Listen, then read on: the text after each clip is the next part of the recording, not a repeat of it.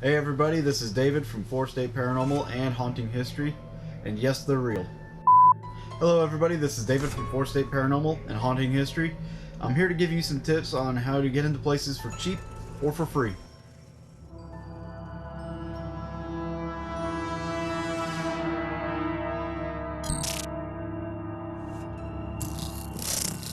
Now, as you all know, there are places that are costly. Some places charge anywhere from $500 to $1,000, and it's not easy getting into these places, and it can really damage your pocketbook. But I get asked a lot, how do we get into these places without having to pay an arm and a leg? And it's easy. Sleep with the owner. I'm going to reveal some of my tips on how I set up these investigations and how I get in, either free, cheap. It doesn't have to be expensive, but these aren't in-depth tips because there's some secrets I'm not going to tell you. Number one is to do some research. Research the location. Find out the history about it. Find out any kind of good things that they have done. Weddings, bar mitzvahs, birthday parties. Conferences, anything. Also find out the history about some of the bad things that have happened there. And this will show that you do have a legitimate interest in the building. The second thing you want to research is the people that work there. This could be the owners, the general managers, the VPs, people that work front desk if it's a hotel. Just find out who some of the staff are. And because you find out who these people are, and you can actually, whenever you make the phone call, you can talk directly to them. You know who to contact. It's really good to know your way around whenever you're trying to set up an investigation. So now you've done some research, you've figured out where you want to investigate, you figured out who you want to talk to, but now it's time to make that call. So let's say you call the place and you get a hold of somebody like front desk, a manager or something like that. Talk to that person first. Some of the things you want to do is build camaraderie with them. Talk about the hotel's history, talk about some of the events. Even talk about past guests if it's a hotel. Also, what they're doing now is really fun and exciting for them to talk about because they get to brag a little bit. And then talk about some of the hauntings, some of the occurrences that you've read online, or read in books or heard about. Because if they feel comfortable enough with you, they'll tell you stuff that you probably didn't know. And then this builds that connection with you and that person. So after you've done that, you have them put you through to whoever you need to talk to about investigating. The reason it's good to build the camaraderie with the first person is because when you do talk to the person that is in charge of setting up the investigations, you have a friend on the inside. You have somebody that will go to them and tell them, hey, I talked to this guy, he's legit. He's really nice, funny, witty, charming, smart. He's a bachelor. So you have somebody in your corner. Now when you're talking to the person that sets up the investigations, you don't want to just blurt it out, be like, I want to investigate here, or you should let us in. That's not the way to do it. And don't ask how much they charge off the bat, because that just shows money is your principal and you're just the student. You're not in charge. The money controls your team. But what you do is you pretty much do what you did with the first person. You build that camaraderie with them, but you don't go into specific detail yet, because the higher up the person, the more busy they are. First thing you want to do is, introduce yourself, ask them how they are, talk to them a little bit, see if they have any more information about the hotel, and then, tell them who you are, who you represent, tell them your goals that your team has, some of the things that you're looking to do. If you have something special going on, let them know that, stuff that you've done that's good. If you've done charity work, if you've done fundraisers, this puts you in a positive spin, and it's more accepting than just to tell people, yeah, we're a paranormal team, we go out and investigate hauntings. So after you've spilled your guts on who you are, you tell them why you're interested in that place, in that location. When you tell them, you want to be specific with details about that location in particular, because it shows you've done your research. You have a legitimate interest in this location. Now, when you're talking to this person, you don't want to set up the investigation over the phone if you don't have to. A lot of times these places are far away. We can't just show up and be like, hey, I want to investigate.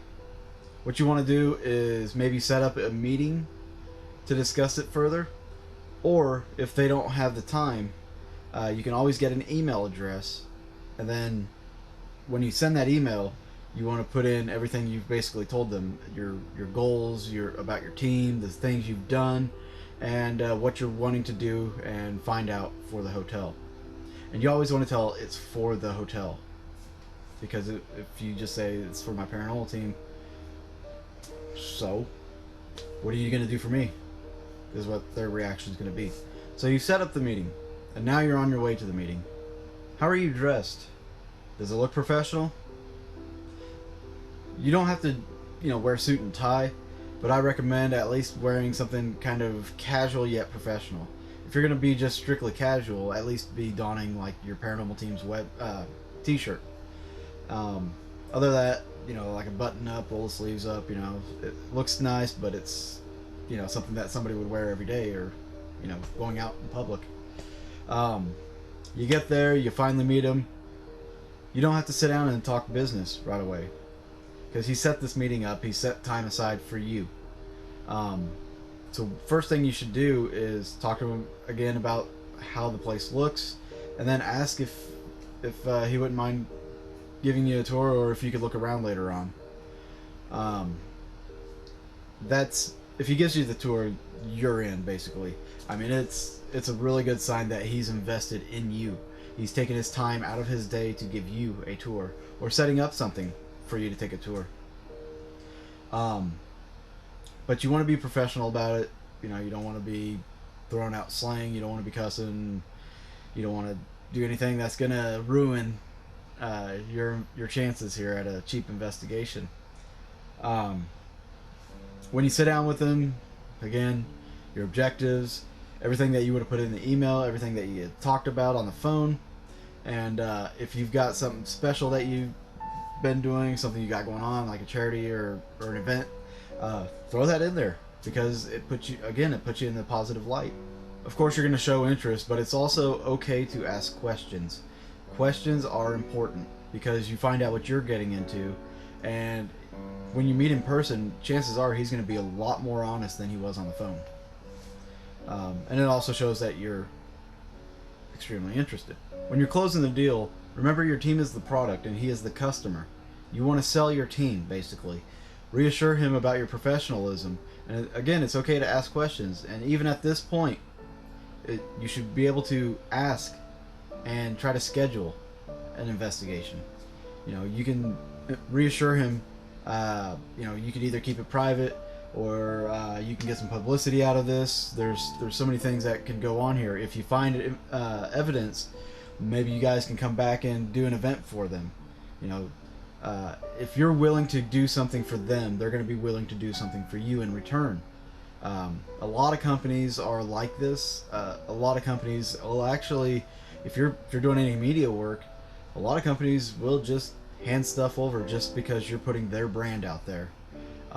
That's one of the biggest reasons businesses will front the money, and will hook you up on hotel rooms, or they'll do something for you because you're doing something for them.